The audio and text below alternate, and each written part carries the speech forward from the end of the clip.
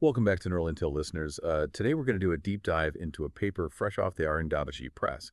It's called Generalized Kullback-Leibler Divergence Loss.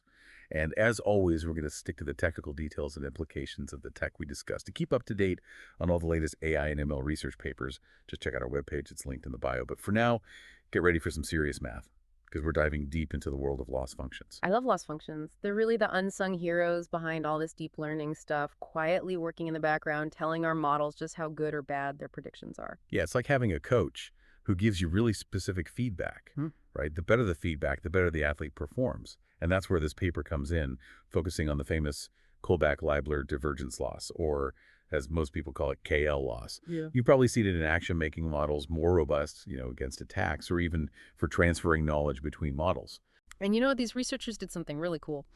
They mathematically proved that KL loss is basically the same thing as combining two other common losses.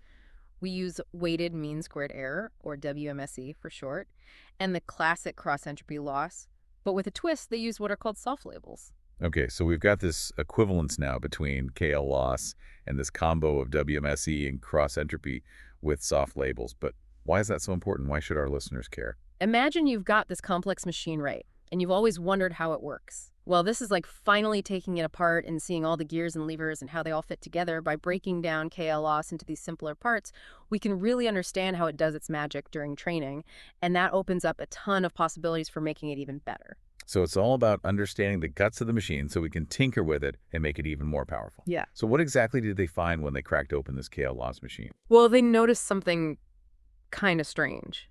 There's this weird asymmetry in how KL loss is optimized between the two models involved. Like, let's say we're talking about knowledge distillation, where you've got a teacher model and a student model. Now, usually the teacher model is fixed, and they found that because it's fixed, the WMSE component, which is super important, gets totally ignored during the optimization process. Wait, so the crucial piece of the puzzle is just being left out. That can't be good for the learning process, right? You hit the nail on the head, and there's another issue they found even with balanced data sets, where every class has the same amount of data.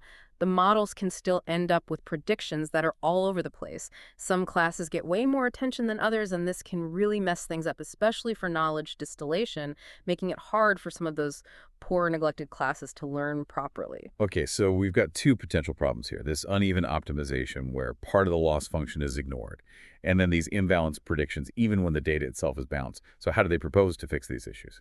Well, they had some clever tricks up their sleeves to tackle that uneven optimization. They turned on something called gradients on both sides of the KLOS equation. That way, even when one model is fixed, like our teacher model, the WMSE component still gets its voice heard and contributes to the learning process. It's all about balance. So no more ignoring crucial components. Everyone gets a say now. That's great. But what about those uneven predictions, even when the data is balanced? For that, they introduced this thing called a smoother weight function Yeah. into the WMSE component. You can think of it like a gentle nudge that helps those struggling classes catch up and get the attention they deserve. They even came up with two versions of this function, a sample-wise one and a class-wise one, so you've got more flexibility depending on what you're working on. So it's like they took this classic KL loss, identified its weaknesses, and then gave it a serious upgrade with these targeted improvements. And that's how the generalized KL loss or GKL loss was born. Exactly. It's like taking a classic car, giving it a full restoration, and then adding in some modern performance upgrades. GKL loss keeps all the good stuff from the original KL loss, but it addresses those pesky limitations. So it's a classic with a modern twist. But does it actually perform better in the real world? I mean, what kind of tests did they run to put this new GKL loss through its paces? They didn't hold back on the test, that's for sure. They tested it on all sorts of image classification tasks using classic benchmark data sets like CIFAR 10, CIFAR 100, and even the big one, ImageNet. But they didn't stop there. They even tested it on data sets that combined both images and text. Wait a minute. Images and text? I thought we were talking about image classification. Yeah. How does KL loss fit into that picture? Remember knowledge distillation, where you're transferring knowledge from a big, powerful teacher model to a smaller student model? Well, KL loss and, of course, GKL loss can be used to do this, even from those super impressive models like CLIP, which are trained on huge data sets of image-text pairs. So they're using GKL loss to make these smaller models learn from these massive CLIP models. That's pretty amazing. But what about the results? How did GKL loss actually perform in all these tests? The results were seriously impressive. Not only did GKL loss achieve state-of-the-art robustness against attacks, it also showed really strong performance in knowledge distillation across all sorts of different models. Even those big, powerful CLIP models, they even hit the top of the leaderboard on RobustBench for robustness. It was quite a feat. Top of the leaderboard, that's incredible. But do they just focus on the numbers, or do they dig a little deeper to understand why GKL loss is performing so well? They definitely went beyond just the numbers. They used this cool technique called TSNE to visualize what's going on inside the models, and what they saw was pretty amazing. GKL loss actually helps create more compact and well-separated feature representations, which basically means the model's getting much better at distinguishing between different classes, like it's learning to see the differences more clearly. So not only are they getting better results, but they can actually see that GKL loss is leading to better organized representations within the model itself.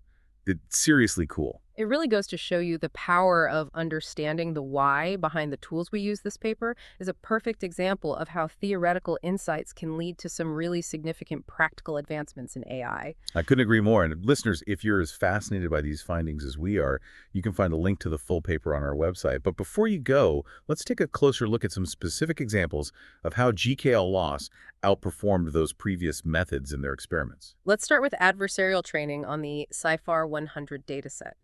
They used an improved version of this trades algorithm, which is pretty popular for adversarial training as their baseline. And with GKL loss, they managed to achieve a robustness of 32.53% under auto attack, which is like a whole bunch of different attacks combined into one super attack. That's a huge jump in robustness compared to what we've seen before. And they did it without any extra data or fancy augmentation tricks. It's really impressive. It really highlights the inherent power of GKL loss itself, and on CFAR 10, they even managed to push the state-of-the-art robustness to a whopping 67.75% by using GKL loss together with some generated data. Okay, so GKL loss is clearly a powerhouse when it comes to adversarial training. But what about knowledge distillation? Did it deliver on that front as well? It most certainly did on ImageNet. They used a ResNet 34 as the teacher model, and their Resonate 18 student model using GKL loss achieved a top-line accuracy of 71.91%, which beat all the previous state-of-the-art methods. And get this, they did it while using significantly less computational power than other knowledge distillation techniques. So not only is it more accurate, but it's also more efficient. That's a win-win in my book. Absolutely a win-win. And they also looked at knowledge distillation on imbalanced data sets, which are way more common in the real world. You know, where some classes just have way more data than others on the ImageNet LT dataset. GKL loss consistently outperformed the traditional KL loss when it came to transferring knowledge from those larger teacher models to the smaller student models. It sounds like GKL loss is a real all-rounder, handling both balanced and imbalanced data sets with ease. But what about those vision language experiments you mentioned earlier? What were some of the key findings there? Well, they used GKL loss to distill knowledge from this pre-trained OpenCLIP VIT-L14 model to a smaller VIT-B16 model. And that student model, trained with GKL loss, achieved some significant improvements in zero-shot performance on a bunch of different ImageNet variations like ImageNet V2, ImageNet Sketch, and ImageNet R. So they're taking these giant CLIP models trained on mountains of image text data and using GKL loss to create these smaller, more specialized models that inherit some of that incredible knowledge that opens up a whole world of possibilities for tasks that involve both images and text. You got it. And to really show off the power and flexibility of GKL loss, they took things even further. They integrated their distilled CLIP models into this multimodal large language model called Elevate. It's this beast of a model that combines a CLIP-based vision encoder with language model to do things like image captioning and visual question answering. Okay, now we're getting really meta. So they're using GKL loss to train a CLIP model, and then they're plugging that model into this even bigger model that combines vision and language. Exactly. It's like creating this chain reaction of knowledge transfer with GKL loss playing a crucial role at each step. And what was the result of this multimodal extravaganza? Did the Alavier model actually benefit from using a GPL-trained CLIP model? It totally did. They saw improvements across the board on all these multimodal benchmarks like TextVQA, MNCN, POPE, and GQA, which just goes to show you the ripple effect of GKL loss. His benefits go way beyond just that initial distillation stage and can influence the performance of all sorts of downstream models that rely on those distilled representations. That's amazing. It's like this cascade of knowledge transfer, all thanks to GKL loss. But I think we need to take a break here. Listeners, don't go anywhere. We'll be right back to dig even deeper into the nuts and bolts of GKL loss and see what makes it tick. Welcome back. All right, so let's get under the hood and take a closer look at how GKL loss actually works. Oh, These researchers, they really did their homework. They conducted all these in-depth ablation studies, which are basically like being a detective in the world of deep learning, yeah. trying to uncover all the hidden secrets of this loss function. I love that analogy. So they're like detectives on the case trying to figure out what makes GKL loss tick. What were some of the main clues they were looking for? Well, one of the big things they looked at was this smoothing factor in the GKL loss equation. It's represented by this Greek letter gamma, and you might remember it's the one that helps those struggling classes catch up during training. Right. It's like giving those students who were falling behind a little extra help. So what did they find out about this gamma value? They found that the sweet spot for gamma is somewhere between 0 and 1, not too high, not too low. That's where you get the best balance between how well the model can generalize to new data and how tough it is against attacks. It's like finding the perfect suspension setup for a race car. You need a smooth ride, but you also need it to be responsive. So it's all about finding that perfect balance between smoothness and effectiveness. Yeah. Got it. So what other mysteries did they uncover in their investigation? They also investigated these two other important parameters, alpha and beta, which basically control how much influence those WMSSE and cross-entropy components have. Remember those two ingredients we talked about earlier? Right. Those components, it's like having two volume knobs, one for each part of the loss function, and you're trying to find the perfect mix. What did they learn about the best settings for alpha and beta? Well, it turns out that the ideal values for these parameters depend a lot on the task you're trying to solve and the data you're using. It's not a one-size-fits-all kind of thing. For example, when they were working on the CIFAR 100 dataset, they found that setting alpha over 4 to 5 and beta to 5 gave them the best results. A good balance between accuracy on clean images and robustness against those sneaky attacks. So it's like fine-tuning a musical instrument. Each problem needs its own special settings. Exactly. You got to adjust those knobs until it sounds just right. And then they dug even deeper into this thing called temperature, which is all about how global information gets incorporated into GKL loss. Now, when you say global information, what exactly do you mean? Well, think of it this way. Global information is like looking at the big picture, the overall statistics of all the classes. It helps to smooth out that weight function and prevent any biases from individual samples. Temperature, on the other hand, is like control for how soft or smooth those probability distributions are. It's a common trick in knowledge distillation. Right, so a higher temperature would make the distribution smoother, and a lower temperature would make them more spiky. What did they find out about how temperature affects GKL loss? They found that higher temperatures generally lead to better performance on those clean images, the ones without any attacks while still maintaining similar robustness against attacks. It's kind of like getting a free performance boost. So just by tweaking the temperature, they were able to make the model more accurate on regular images without sacrificing its ability to handle those adversarial examples.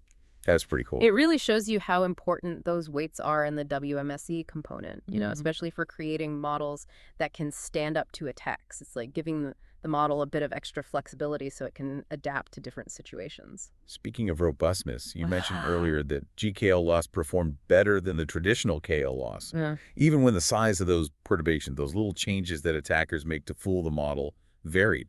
It's a pretty big deal for real-world robustness, right? Oh, absolutely. In the real world, you never know how big or small those attacks are going to be. Your model needs to be ready for anything. So how did GKL loss handle those situations? It passed with flying colors. They tested the models against all sorts of different perturbation sizes using auto attack, which is like the ultimate adversarial testing ground. And GKL loss consistently outperformed the model trained with that traditional KL loss, no matter how big or small the perturbations were. So it's not just robust under specific conditions. It can handle a whole range of attacks that's really impressive. And they didn't stop there. They also tested it against other attack methods like PGD and CW attacks.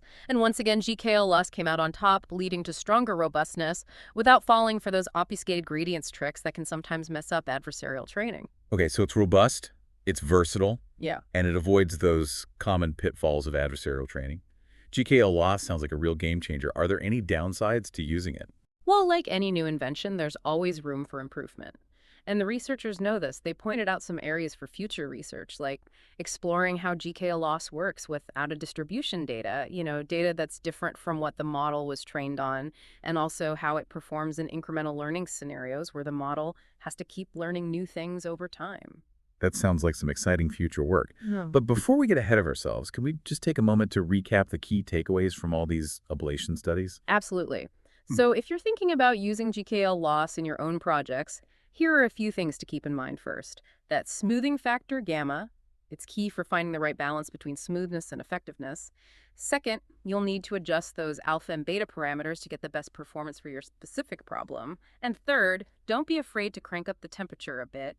It can help you get better accuracy without sacrificing robustness. Those are some great insights. Okay. It's clear that these researchers really went above and beyond to understand all the nuances of GKL loss, but I have a feeling we've only just scratched the surface. You're absolutely right. There's still so much to explore. And in the final part of our deep dive, we're going to zoom out a bit and look at how GKL loss connects to some other theoretical concepts and what its success in these different applications really means for the future of AI.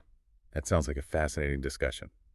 Listeners, stick with us. We'll be right back to uncover the rest of the GKL loss story. And we're back, listeners. We've seen how GKL loss is structured, how powerful it is, and how it compares to other approaches. But now let's zoom out a little and look at the big picture. What does this research really mean for the field of AI? You know, this paper, it's not just about a new loss function. It's about changing how we think about loss functions in general by really dissecting KL loss and figuring out how it works.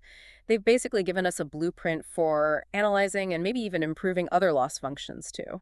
So they've given us a new set of tools to understand this really fundamental building block of deep learning that's huge. It is, and one of the big takeaways here is that loss functions aren't just these mysterious black boxes. You know, we can understand them. We can even tinker with them by breaking them down into their individual components like they did with KL loss. We can get a much better grasp of how they actually shape the learning process. It's like that moment when you realize that a seemingly simple recipe is actually this complex dance of ingredients and techniques. Once you understand those individual elements, you can start experimenting in the kitchen, maybe even create something completely new. Exactly, a perfect analogy. And another thing this paper shows us is that even those tried and true loss functions, like KL loss, can have these hidden weaknesses. And by really digging into the optimization dynamics, these researchers were able to find and fix those weaknesses, which ultimately led to the creation of GKL loss. It's a great reminder that there's always room for improvement, even in the most basic tools we use. Absolutely. And this paper really highlights the power of connecting theory and practice. They didn't just stop at the math, they went and tested GKL loss in a bunch of different tasks, showing that it actually works in the real world. It's a perfect example of how a deep understanding of the why can lead to some really powerful applications. Speaking of applications, what are some potential uses for GKL loss beyond the ones we've already talked about? Well, if we think about the big picture, GKL loss could be a real game changer for building more robust and reliable AI systems. Think about areas like healthcare or finance, where AI is playing an increasingly important role in critical applications. AI safety and reliability are huge concerns these days, especially as AI starts to take on more responsibility in those high-stakes fields. You're right, and GKL loss, with its ability to create models that are resistant to attacks, could be revolutionary in these domains. Imagine medical diagnosis systems that are less susceptible to manipulation or financial algorithms that can better handle market volatility. Those are some really compelling examples. It seems like GKL loss could play a key role in building trust and confidence in AI systems. What other areas might benefit from this new loss function? Transfer learning is another area where GKL loss could really shine. You know, we use transfer learning all the time to leverage those pre-trained models and speed up the development of new specialized models. Transfer learning is already having a huge impact on AI, letting us do more with less. Exactly, and with its improved performance and knowledge distillation, GPL loss could make transfer learning even more effective. Imagine being able to create highly specialized models using less data and computational resources. So it's not just about improving individual models, it's about building a more efficient and scalable ecosystem for AI development as a whole. Precisely, and maybe the most exciting thing about GKL loss is its potential to open up all sorts of new possibilities in multimodal learning, Wow. combining different types of data like images, text, and audio to get a more complete understanding of the world. We've already seen how GKL loss can be used to distill knowledge from those CLIP models, which are inherently multimodal. And those experiments are just the tip of the iceberg. Imagine using GKL loss to create models that can seamlessly integrate information from all sorts of different sources, leading to a much richer understanding of the world around us. That sounds like a huge step towards creating more human-like AI models that can see read, listen, and reason, it's pretty mind-blowing. It is. And while we're still in the early days of exploring all these possibilities, this paper lays a really strong foundation for future research in multimodal learning. This has been an amazing journey exploring GKL loss from top to bottom and seeing how it could shape the future of AI. But before we wrap things up, let's leave our listeners with one final thought. If GKL loss can achieve such incredible results in image classification, knowledge distillation, and even multimodal learning, what other areas of AI might it impact? Natural language processing, time series analysis, maybe even reinforcement learning? The possibilities are endless. That's a really great question to think about, listeners. We encourage you to share your thoughts and ideas on our website or social media. We always love hearing from you. This is just the beginning of the GKL loss story. And we can't wait to see where this new innovation takes us in the years to come. And that's a wrap for today's deep dive into GKL loss, listeners. We hope you enjoyed exploring this fascinating new technology with us. Until next time, stay curious and keep learning.